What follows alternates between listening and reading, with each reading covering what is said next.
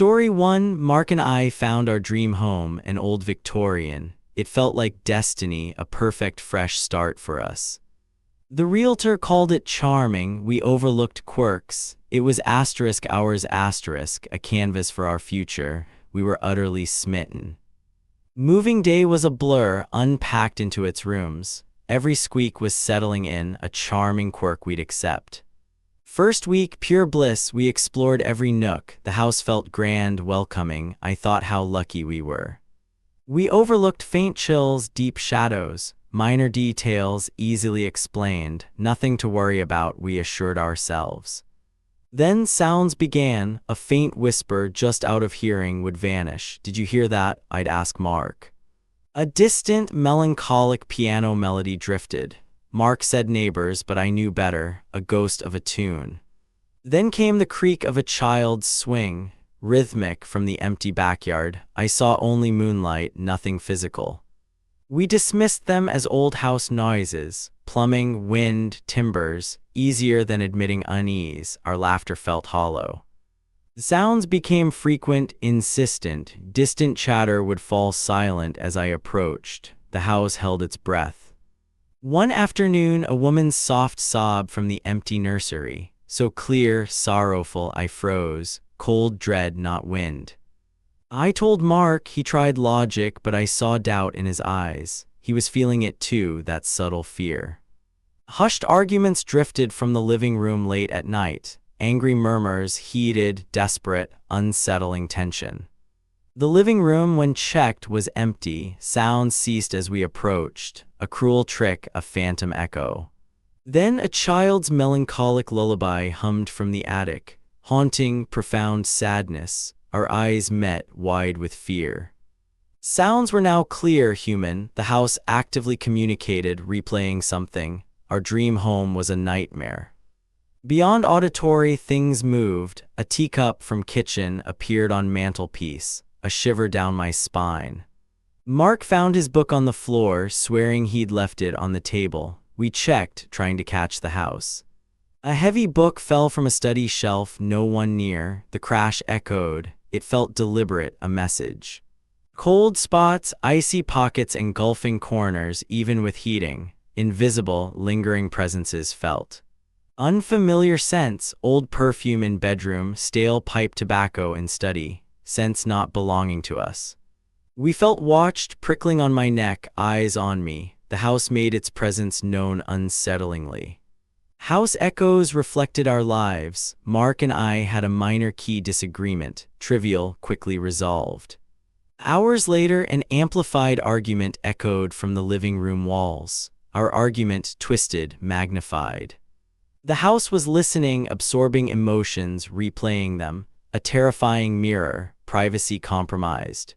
Experiences became personal. Mark, alone in study, heard his name. Mark whispered, "No one home." A soft, pleading voice, devoid of warmth, made his skin crawl. He wasn't alone, he knew. Later, a cold touch on my shoulder upstairs. Icy, skeletal, I gasped, spun, empty stairs, nothing. Fleeting shadows, dark blurs darting peripherally, gone instantly, doubt and dread, imagining things. Brief glimpses of figures, gaunt shapes, small forms, indistinct like smoke, vanishing, maddening. The house tormented us, playing on fears, questioning sanity, constant edge, sleep elusive, haunted. Driven by fear, we researched the house's past, pored over archives. There had to be a reason. What we found was worse, tragic history, sorrow woven into foundations, cursed, soaked in pain. Decades ago, a couple lived here, lost a child, nursery lullaby, swing it clicked, horrifying certainty. Later, Arthur suffered strife, his wife Alina disappeared, arguments, sobs, her echoes, her pain. The house, mausoleum of memories, archive of grief, every sound, movement sent a replay of lives. We understood the house, vessel, amplifier of suffering, understanding intensified fear. We lived inside tragedy. One terrifying night, after a tense argument, the house erupted. It fed on our discord, ready to unleash horror. Air grew thick, a hum vibrated, escalating to a guttural growl from walls. The house was waking, furious. Then it began, child's desperate cries, piercing, heartbreaking from nursery, not echo, happening asterisk now asterisk. Woman's guttural scream, raw despair from living room. Eleanor's scream, I knew it, she was there. Man's furious shouts followed, Arthur's rage, booming from study. Real, vivid, trapped within the event. Cacophony, cries, screams, shouts, crashing. Symphony of horrors, overwhelming, inescapable, we were prisoners. The house fed on fear, drawing strength, pulling us into its cycle, trying to make us part of it. Our screams lost in replay, struggles futile, another echo in its torment, souls to consume. Shattered sounds faded, unnerving silence, trembling, broken, sanity by a thread, the house, active entity. Malevolent, replaying, distorting past, twisting our anxieties, trapping us in its narrative of grief. No distinction past from present, our lives intertwined with its tragedies, tainted, we were lost. Little strength left, we chose, leave, abandon dream, hopes, everything, escape before it devoured us. We abandoned the house, leaving sanity. Even now, a whisper or creak sends shivers, its echoes remain. Story 2, I'd finally found it, my dream house. A modern, minimalist sanctuary, perfect for a fresh start. This house was my future, I thought, signing papers. Moving in felt like a dream, every detail pristine, every corner sharp. The scent of fresh paint and new wood filled the air. This was my haven, a peaceful escape. I remember the first time I noticed something off. A small bookshelf, aligned yesterday, seemed to lean imperceptibly. I straightened it, dismissing the thought. I blamed settling of a new build or tired eyes. My mind was playing tricks, I reasoned. This house was too perfect for anything to be wrong. Then my keys went missing. I searched everywhere, frustrated, only for them to reappear on a different counter. I'd never left them there, I was sure. I brushed it off, attributing it to new routine. Just adjusting, I told myself, trying to ignore a flicker of unease that settled deep within me. Oddities continued. A framed photo, centered, would be askew next morning. I'd fix it, irritation mingling with vague unease. This was unsettling. One evening, I swore I left a mug on the coffee table. Later, it was on the kitchen island. I rationalized it, but a cold knot began to form. The house was too quiet, a deep, unnatural silence that seemed to absorb sound. I'd find myself listening, straining for any natural creak. Nothing. This happened to me one morning. The familiar alcove upstairs where I kept a plant was gone, replaced by a smooth, unbroken wall. My breath caught, no seam, no construction sign. It was as if it never existed. I ran my hands over the wall, searching. Nothing. Just pristine plaster. It felt impossible. My memory, I thought, must be failing. I must be imagining things, but certainty was overwhelming. I called the builder, stammering about a missing alcove. They assured me no structural changes. Perhaps you're mistaken, the agent suggested. My sanity felt questioned. I started taking photos, quick snapshots of rooms before work. Proof, I thought, that I'm not losing my mind. But I hesitated to admit what I was truly trying to prove. The house seemed to mock my attempts, subtly shifting when my guard was down. I started measuring living room, then kitchen, numbers always off from blueprints, not by much but enough to be undeniable. Inches here, a foot there, not a mistake. The house was larger or smaller day by day. This wasn't settling, this was deliberate. It was something alive. I felt a chill that wasn't from the air. The very fabric of the house felt like it was rippling, breathing. I couldn't sleep, every creak, every groan, now sinister. I lay awake, listening, convinced the walls themselves were breathing. Rearranging themselves around me, I started to map changes, drawing crude diagrams of the shifting floor plan. My sanity felt fragile. One morning, a new feature appeared. A narrow pantry, previously blank wall, stood open, perfectly integrated as if always there.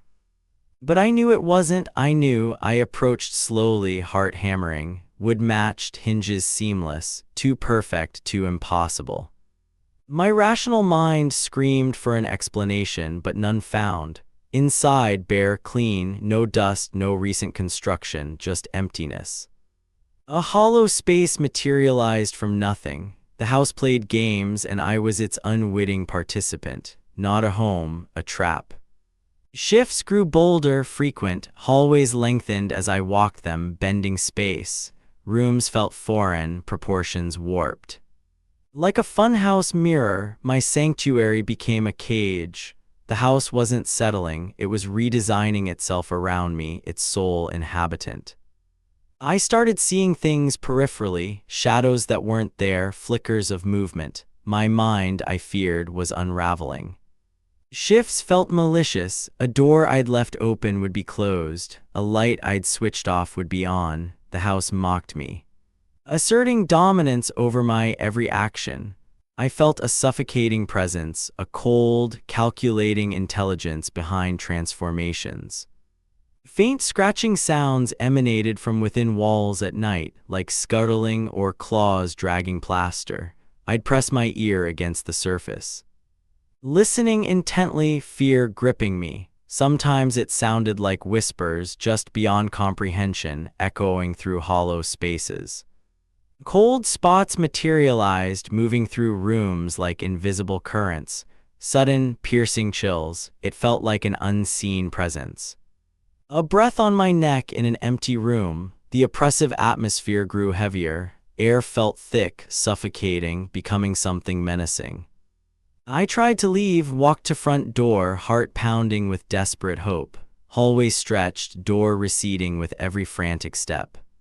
I was trapped. My bedroom door, my last sanctuary, became terror's focal point. One night I opened it, expecting my familiar room. Instead, I faced a new, windowless chamber. Panic seized me. A plain, gray room, utterly devoid of personality, like a cell. Air stale, still. This wasn't my house. It was a labyrinth designed to trap me. I was utterly, irrevocably lost. Desperation surged, couldn't stay, had to get out. My eyes darted around the oppressive room. No window, no other door.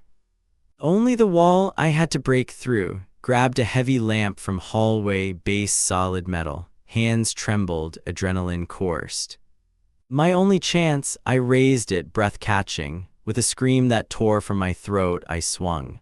Lamp smashed against wall, plaster cracking, dust exploding. A small hole appeared, revealing darkness beneath. I struck again and again, fueled by terror, primal need for freedom. Hole widened, jagged edges falling away.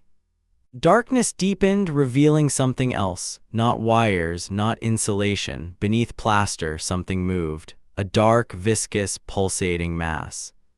Organic, alive, it groaned, a low, guttural sound that vibrated through floorboards. House groaned with it, a deep tremor. It shook foundations, walls around me constricted, air growing impossibly heavy. It was resisting. The house fought back. I scrambled through jagged opening, tearing skin, didn't care, just needed out, away from pulsating horror. Away from the house that breathed, found myself in a utility closet I'd never noticed, burst out, gasping. Running blindly through shifting corridors, house groaning behind me, ran out front door into cold night. Didn't look back, just ran, lungs burning, pulsating wall seared into mind, never went back. House sold, peculiarities dismissed. I live with lingering terror, wondering if it continues unseen work, altering lives. Story 3, I recall stepping into that old Victorian, a standard job, but the air felt thick. A subtle, unsettling chill, not just autumn. The clients loved its character, oblivious. I saw a paycheck. My tools felt heavy that first day, an unusual sensation. I brushed it off as fatigue, yet an unseen weight pressed down. The scent of decay lingered, a phantom odor of time. I set up my workspace. Empty rooms watched. A prickling on my neck, a familiar sign of an old place settling, or so I believed. Starting demo, pulling wallpaper, sudden waves of sadness. Not mine, a profound melancholy. It would wash over me, then vanish. I blamed long hours, but feelings grew sharper. A prickling fear being watched, a phantom ache, not just tired nerves. Sanding in the master bedroom, sensations intensified. Faint whispers at the edge of hearing, dismissed as creaks but too deliberate. My own thoughts felt invaded. I'd think in another's voice. Irrational anger or despair gripped me from nowhere. I'd shake my head, clear my mind, remind myself who I was. The lines blurred, the house infected me. Vivid, waking daydreams began. Flashes, a woman crying silently in the kitchen, despair I tasted. Another flash, a child's terrified gasp in the hallway, a small hand. Raw, chilling fear, not my memories. Yet they felt intensely real. I was reliving them, a conduit for anguish. This wasn't normal, it was terrifying. Shadows moved when none were there, distinct figures at the edge of my vision, vanishing when I turned. Temperature drops, bone-chilling cold, my breath visible, always a spike in emotional broadcast. The house was active. Sleep became restless, haunted, fragmented nightmares, extensions of the house, waking up gasping, heart pounding. I recorded whispers to prove sanity, only static or a faint, imperceptible hum, the house's voice, I realized. That hum vibrated through my bones, the house itself a constant lament. It wanted me to listen, to feel. The house became an obsession. I abandoned other jobs, seeking answers, not money but understanding what happened. I scoured archives, seeking its past. Newspapers, records, anything for the pervasive sorrow. The house tightened its grip. Reports of disappearances, accidents decades ago, always this address. The more I dug, the more it consumed me. My life outside felt unreal. I forgot things, missed appointments, friends worried. I couldn't explain the truth. The house fed on my attention, growing stronger. It wanted me in its narrative. Its hold was becoming absolute. I saw faces in wood grain, peeling paint, distorted, suffering faces, pleading or screaming everywhere I looked. The air grew heavy, viscous, breathing laborious like inhaling sorrow. My body ached from accumulated grief. I talked to empty rooms, pleading with unseen presences. My voice echoed hollow. I was losing my mind. Memories weren't flashes, they were terrifying immersions. Clammy skin, rough fabric, taste of dust and fear. Real. It happened in the attic, the last untouched space, dark. I knew instinctively its core horror resided here. Pulling insulation, revealing beams, a torrent of terror hit, an avalanche of pure, unadulterated dread. I was the person experiencing it, crushing dread, desperate struggle, suffocating darkness, a visceral nightmare. Child's whimpers, mother's whispers, then silence, suffocating silence, trapped, gasping for breath, not mine. It was a contagion. The house reliving horrors through me, making me its next victim, its next echo, its next resident. I tore myself free, screaming, animalistic sound, stumbled downstairs, away from suffocating darkness, away from them. I fled, left tools, job, everything, ran from that house, screams chasing me down the street. But the house didn't leave. Weeks later, glimpses, a child's shadow, a fleeting movement in a crowd.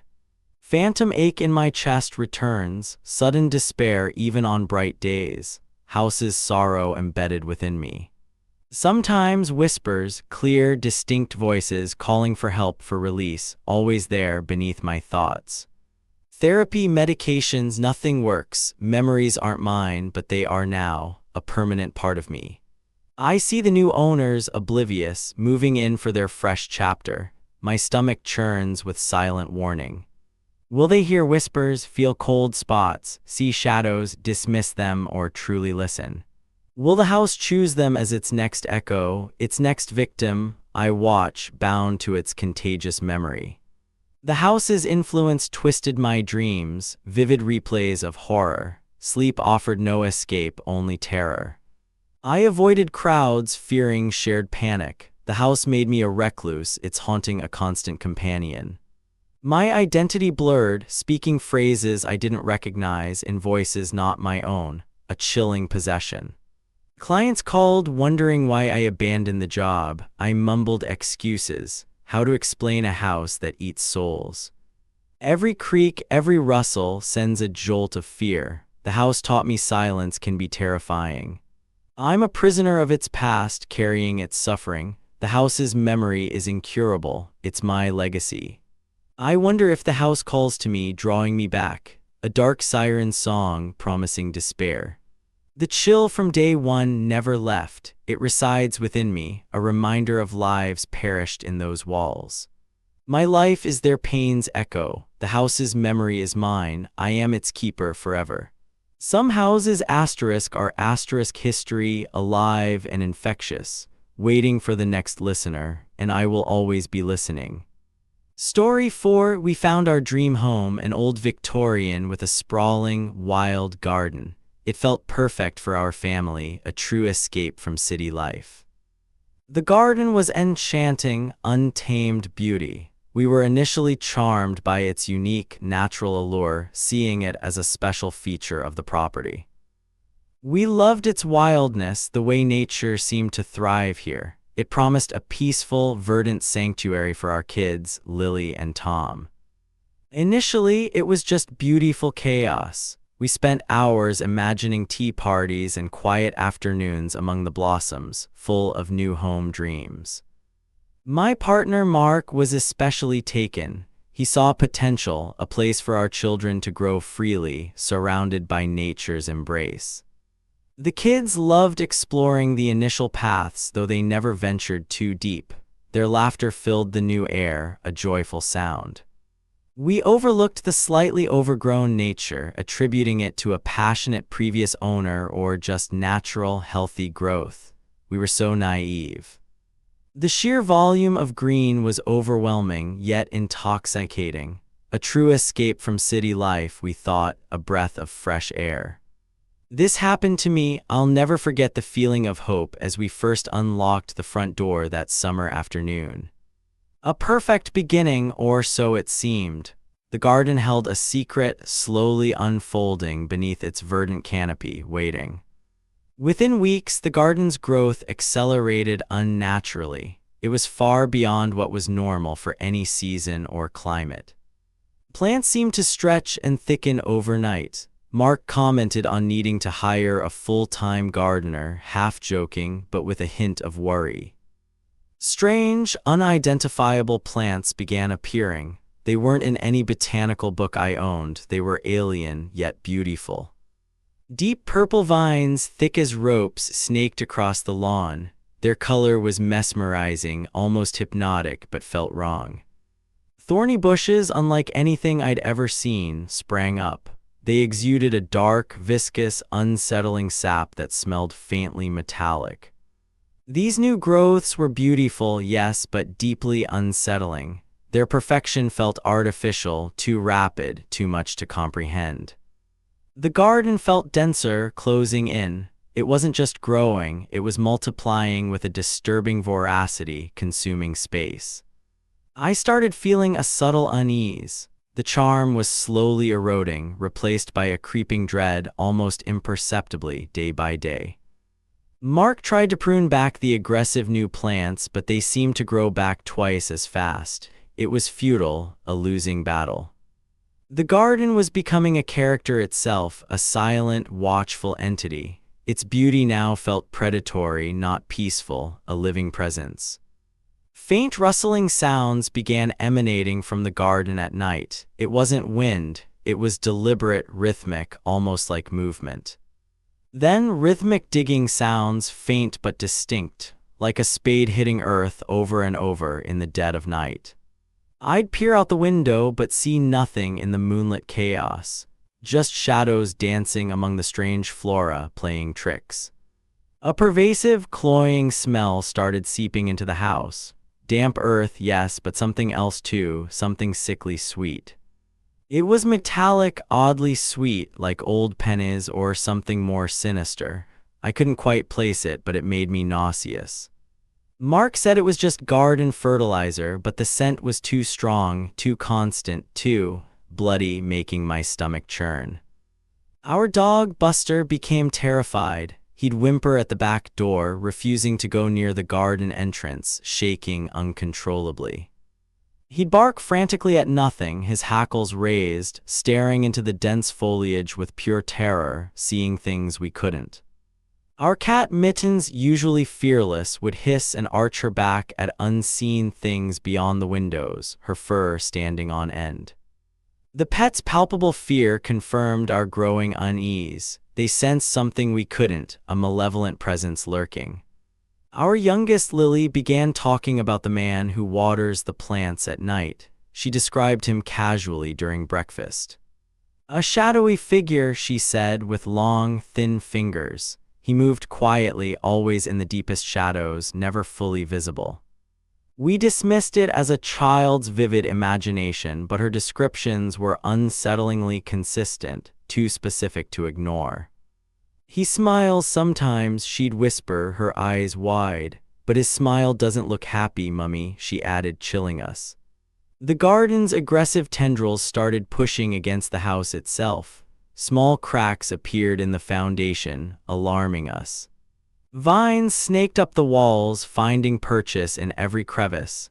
They seemed to be seeking entry points, almost reaching inwards like fingers. We all started feeling increasingly lethargic, drained. Simple tasks felt monumental, our energy slowly siphoned away day by day. Mark and I grew irritable, constantly tired. The kids, too, seemed quieter, less vibrant, their laughter subdued, almost gone. It was as if the house or the garden was consuming our vitality, a slow, insidious draining of life force, making us weak. The dream home had become a cage, its verdant walls closing in. We were trapped, weakening, without truly knowing why. One stormy night, the wind howled. Furious digging sounds erupted from the garden, louder than ever before, impossible to ignore. Driven by a terrible curiosity, I peered out. A monstrous, tentacled plant erupted from the soil with impossible speed, right before my eyes. It thrashed, its dark tendrils reaching skyward, pulsing with an unholy light. My blood ran cold, fear gripping my heart. Lily screamed from her room, "He's coming for us, he's here." Her terror was raw, primal, a sound I'll never forget. A thick, thorny vine, like a serpent, snaked under her bedroom door. It moved purposefully, directly towards her bed, a living threat. Mark and I burst into her room, grabbing her. We saw the vine, a living threat, retreating rapidly under the door, a narrow escape. We raced to the garden, confronting the source, an ancient, gnarled tree now pulsing malevolently. Its exposed roots writhed like snakes. As we tried to fight back, the garden itself retaliated. Vines lashed out, thorns tore at us. The ground trembled underfoot. A gaunt, shadowy figure finally materialized from the thrashing foliage. Its form indistinct, undeniably humanoid, eyes glinting with ancient hunger. We fled that night, leaving everything. The garden was the gardener, a living, insatiable monster. The fear still haunts us, waiting.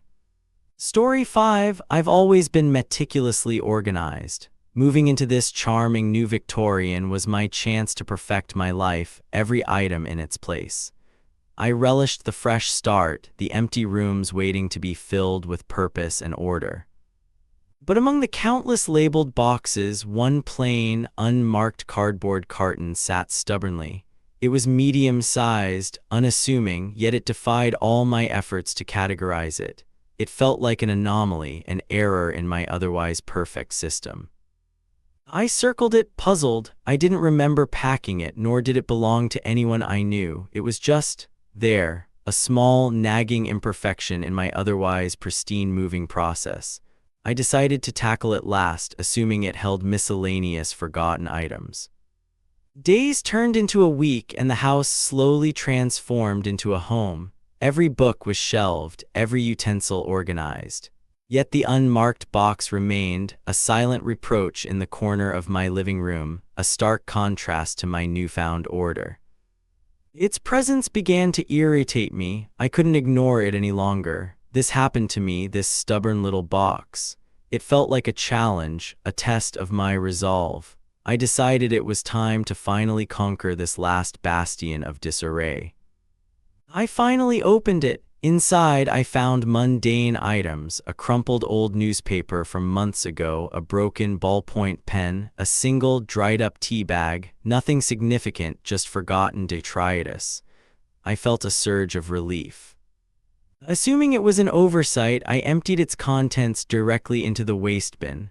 The box itself, now empty and serving no purpose, was folded flat and tossed into the garage, destined for recycling. Problem solved, I thought. A few days later, I walked into my kitchen and froze. There, on the pristine granite counter, sat the unmarked box. My heart gave a jolt. Impossible. I'd recycled it. This couldn't be happening. I cautiously approached it. It looked exactly the same, unmarked, unassuming. But this time, it wasn't empty. Inside, nestled on a bed of what looked like old, faded tissue paper, was a tarnished brass button. Beside the button lay a child's worn sock, small and faded, with a tiny, hand-stitched repair. A chill ran down my spine. These weren't my things. I definitely hadn't packed them. My meticulous mind struggled to reconcile this. I tried to rationalize it. Stress, perhaps. Moving was exhausting, and maybe I was just forgetful. I must have put it somewhere else. I emptied the box again, feeling a tremor of unease, and placed it outside by the curb. The next morning it was back, not by the curb, but on my bedside table. My breath hitched. This wasn't forgetfulness. This was deliberate. The mundane items had been replaced by something unsettlingly personal. I opened it with trembling hands. This time it held a brittle sepia photograph. It showed a stern-faced woman I didn't recognize, her eyes dark and unsmiling. A stranger staring out from a bygone era. My blood ran cold. I put the photo back, slammed the lid, and marched the box straight to the basement. I locked it inside a storage cabinet, behind old paint cans and forgotten tools. Out of sight, out of mind, I desperately hoped. 2 days later, it was on my living room coffee table. Not only was it back, but it was open. Inside, a small, delicate lock of dark hair lay coiled on a velvet ribbon. It felt ancient, yet eerily fresh. My heart hammered against my ribs. This was no prank. This was something else entirely. The meticulous organizer in me was screaming. I tried to burn it, but the cardboard wouldn't catch, merely scorching slightly. I tried to shred it, attacking it with scissors, then a utility knife. The blades simply slid off, leaving no mark. It was as if the box itself resisted, an unyielding, impossible object. Panic began to set in. The box reappeared again. This time, a rusted, ornate key lay inside. It was too old, too intricate to fit any lock in my modern home. It felt like a clue, but to what? A question without an answer. I started sleeping less, jumping at every creak of the old house. My meticulous nature, my pride, was crumbling under the relentless, inexplicable return of this box. My sanity felt like it was fraying at the edges. I'd find the box in the most personal places, on my pillow, in my laundry basket, once even in the shower stall. Each time, its contents were more unsettling, more intimate, as if it were deliberately invading my space. A faded child's drawing, crudely sketched with crayons, appeared next. It depicted a stick figure house and a small, smiling girl. It felt deeply personal, as if it knew me, knew my fears. Then a tiny antique doll's shoe, meticulously crafted but worn. It was unsettlingly small, reminding me of forgotten childhoods, of innocence lost. The box was no longer a nuisance, it was a tormentor. I began to question everything. Was I truly seeing this? Was I succumbing to stress, imagining things? I pinched myself, slapped my face, but the box remained a tangible, terrifying reality. This happened to me. The house itself started to feel different. Cold spots appeared in sunlit rooms, a sudden drop in temperature that made the hairs on my arms stand up. The air grew heavy, thick with an unseen presence. Faint whispers brushed against my ears just at the edge of hearing.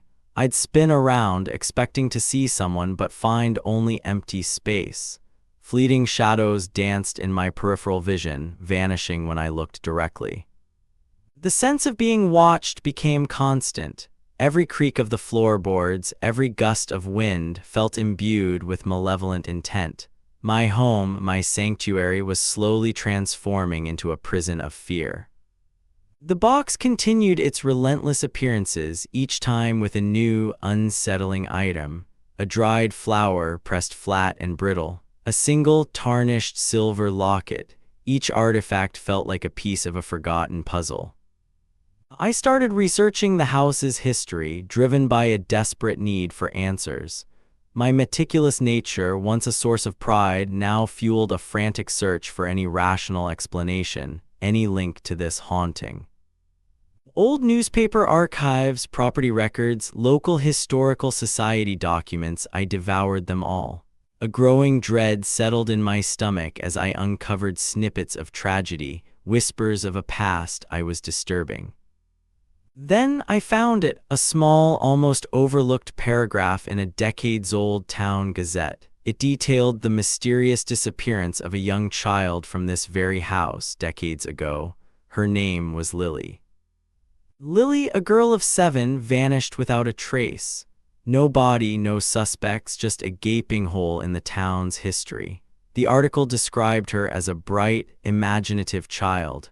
My blood ran cold, a chilling understanding began to dawn. The box reappeared again, this time in what I instinctively knew was Lily's old room. I decorated it as a guest room, but now a profound sadness hung in the air, a silent echo of a lost childhood. I opened it. Inside, a tattered piece of fabric, a child's dress, faded blue gingham. Beside it, a small, aged school report card. And there, scrawled in a child's neat hand, was the name, Lily. This wasn't just a box. It was Lily's lingering presence, a vessel for the house's sorrow, a conduit for her unfinished story. The contents weren't random, they were pieces of her life offered to me, the new occupant. The meticulous part of me, the part that craved order and logic, had shattered. I stopped fighting it. I couldn't. This wasn't a problem to be solved, but a truth to be accepted. This happened to me, and I had to live with it. The box now rests permanently in Lily's room on a small, antique chest. It's a quiet, constant presence. I no longer try to move it, discard it, or even close it. It has found its home, and I have found mine, albeit altered. My meticulous life is forever altered. The pristine order I once craved now feels superficial, irrelevant. There are some things that simply cannot be contained, cannot be organized away. Some things linger. Sometimes I swear I hear a faint whisper, a child's giggle echoing softly from Lily's room. It's not menacing, not anymore, it's just there, a gentle reminder of her continued presence. Or I'll glimpse a new, tiny item within the box. A single, shiny marble, a faded ribbon, a small, smooth stone. Each time it's a silent offering, a piece of Lily's world shared with me. I've learned to live with the box, with Lily. We coexist in this old Victorian. My house is no longer just mine, it's ours, a shared space with a past that refuses to stay buried.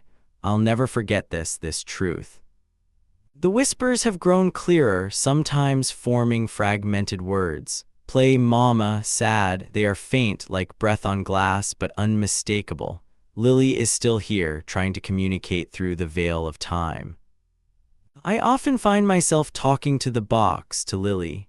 I tell her about my day, about the garden, about the quiet life we now share. It feels natural, a strange, comforting ritual that has replaced my old meticulous habits. The items in the box continue to change, reflecting Lily's memories. A miniature teacup, a tiny wooden bird, a pressed flower from a child's storybook. Each new item deepens my understanding of the girl she once was. The cold spots still appear, but they no longer feel menacing. They feel like Lily's presence, a cool brush against my skin, a gentle reminder that she is near. The house breathes with her, a living, sorrowful entity. I sometimes wonder if she misses her family, if she's lonely. I try to offer comfort, a silent promise that she's not forgotten, that her story lives on, through me, through this house, through her box. The line between my reality and Lily's has blurred. I see the house through her eyes, imagining where she played, where she slept, where she last laughed.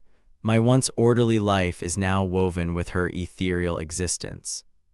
My friends visit unaware of my spectral companion. They comment on the character of the old house, the unique charm. They don't see the box, or perhaps they choose not to. I keep my secret close. I am no longer meticulous. My life is a tapestry of the mundane and the supernatural. The box is a constant, tangible link to a past tragedy, a silent testament to a child's enduring spirit. This is my life now. Some nights I wake to a faint rustling sound from Lily's room, like paper being shuffled. I know it's the box, perhaps a new item manifesting, a new memory surfacing. I no longer feel fear, only a profound sense of connection. Because some things, once disturbed, can never truly be put away. Lily's box, her lingering presence, is a permanent fixture. And sometimes, in the quietest moments, I swear I feel a tiny, cold hand slip into mine, a silent reminder that I am never truly alone.